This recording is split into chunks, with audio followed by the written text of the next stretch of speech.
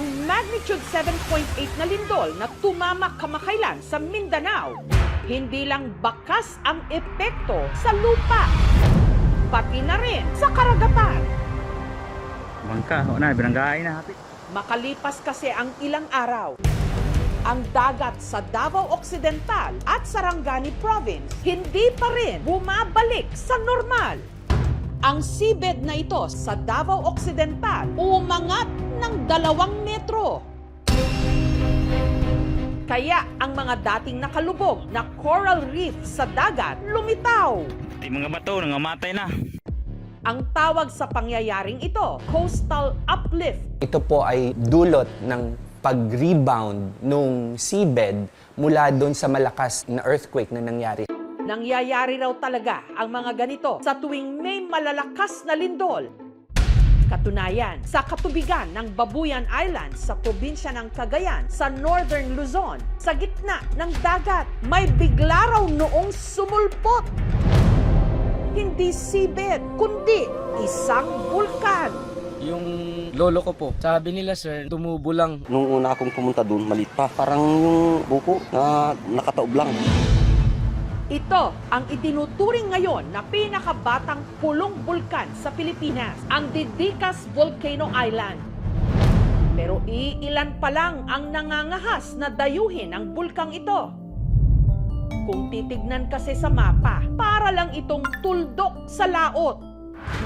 Maliban sa napakalayo, ang biyaheng papunta roon, napakadelikado. Ilan ang nawalang kapatid ko? 2. Lumubog yung bangka kasi malakas ang halo. Anong hiwaga ba ang bumabalot sa pulong bulkan ng Didicas Volcano Island? Isa sa mga naglakas loob na dayuhin ito, ang content creator na si Seth, na ang mga pinupuntahan off the grid na mga lugar o yung mga bibihirang dayuhin ng mga turista. Yung mga pinupuntahan namin dati ay yung mga tourist attraction. Unti-unti na rin kaming naitulak doon sa mga liblib na lugar na may mga natatago ding ganda. Ang madalas niyang kasama sa kanyang mga biyahe, ang kanyang live-in partner na si Annabel. Pinapakita ko po yung support ko po sa pag-video po. Una raw narinig ni na Seth ang kwento tungkol sa Didicas Island nung nagpunta siya sa Babuyan Claro, isang active volcano sa Babuyan Group of Islands din sa Calayan, Cagayan. Nakausap ko din yung mga kasabayan naming taga-PIVOX na banggit nila sa amin, yung Didicas.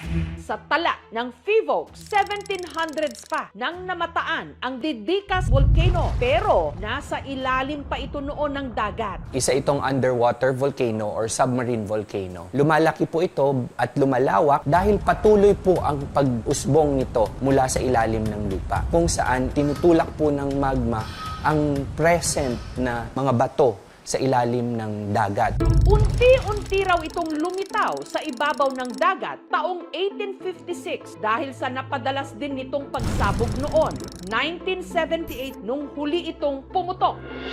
Palaisipan pa rin para sa mga taga-PIVOX kung ano yung latest na status ng Didicas. Kaya nagkaroon ako ng interest na subukang puntahan. Pero hindi raw basta-basta ang pagpunta roon. Mula Leyte, 4 na araw silang bumiyahe pa Cagayan. Hindi pa kayo nakapunta doon? Hindi pa. Malayo. Good morning, sir. Dream come true. Ayan. Good morning, sir. Ang bangkerong kasama nila sa paglalayag, si Alvin, born and raised sa Babuyan Islands. Madalas, o karaniwan na, binabalot ng mga plastic, yung mga dalang bagahe ng mga pasahero para nga hindi mabasa ng alon. Hanggang narating nila ang pinakamalapit na bayan na nagsilbi nilang take-off point patawid sa pulong bulkan. Ang Camiguin de Babuyanes Island. Payak ang buhay sa isla. Pahirapan ang cellphone signal. Wala ring supply ng kuryente. Wala silang konkretong kalsada, pero kita natin dito yung ilang mga bahay na gawa na sa konkreto. Meron sila ditong solar setup na pinagkukunan ng kuryente. Ang sabi raw ng mga matatanda, barko. Ang sabi raw yung Amerikano, no, that's volcano. Bagamat sa Camiguin Island pa lang, tanaw na ang Didicas Island sa laot. Dahil malaki ang alon, lalo na kung merong bagyo, may ilang mga mangingisda na raw na hindi pinalad nung tangkain nilang puntahan ito. Ilan ang nawalang kapatid ko? 2. Lumubog yung bangka. Sa kabila ng mga banta, hindi pinanghinaan ng loob sina Seth na tumuloy doon. Lagi natin tatandaan, ang alon dito sa norte is live, may buhay talaga. Ang kanilang biyahe, pahirapan. Sa likuran na itong didikas, malakas yung current, itinutulak pabalik yung bangka. Bagamat kinatatakutan ang bahaging ito ng dagat, sagana naman ito sa malalaking mga isda. May ulam na. Tingnan nyo naman kung gaano kalaki.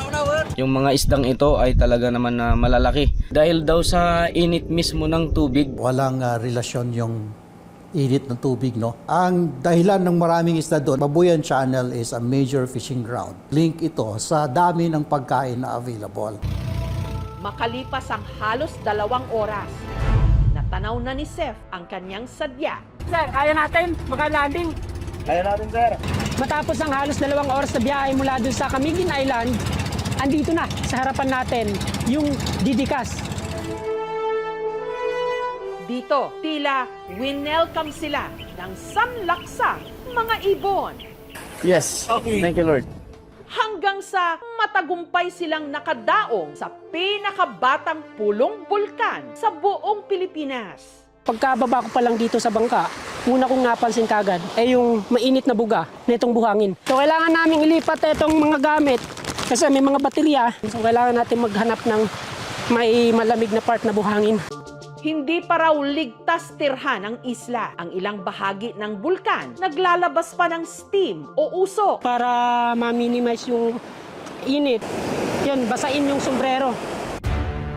Dahil sa init ng buhangin dito, ang mga patay na isda na inanod sa dalampasigan natutuyo o mabilis na nabibilasa. Parang karton na yung tigas niya. Maya't maya rin dito kung mag-landslide. Maririnig din natin dito yung parang kumukulong tubig sa ilalim. Ang guide ni Seth na si Alvin, minsan na rin daw naakyat ang tuktok ng Didikas Volcano. ang tarik mga katuks. Usually, lava o kaya nagbabagang mga asopre yung nakikita natin. Pero laking gulat ko kasi ang nakita ko ay marami na palang nabuhay na halaman sa loob, especially yung kogon. Masaya sa pakiramdam na ma-document mo yung mga ganung lugar na bibihira lang nating makita sa social media. Delikado pong puntahan dahil ang lupa po nito ay hindi pa po siya compact. Loose pa yung mga pwede mong tapakan dito. At pag tumapak ka rin sa lupa doon sa Didikas, mainit po ito. Dahil nga po ito ay isang active volcano. Ang Didikas Volcano, bahagi ng Babuyan Volcanic Chain o grupo ng mga aktibong bulkan sa Babuyan Island. Kabilang dito ang gahiganteng Smith Volcano, Babuyan Claro, at Camiguin de Babuyanes.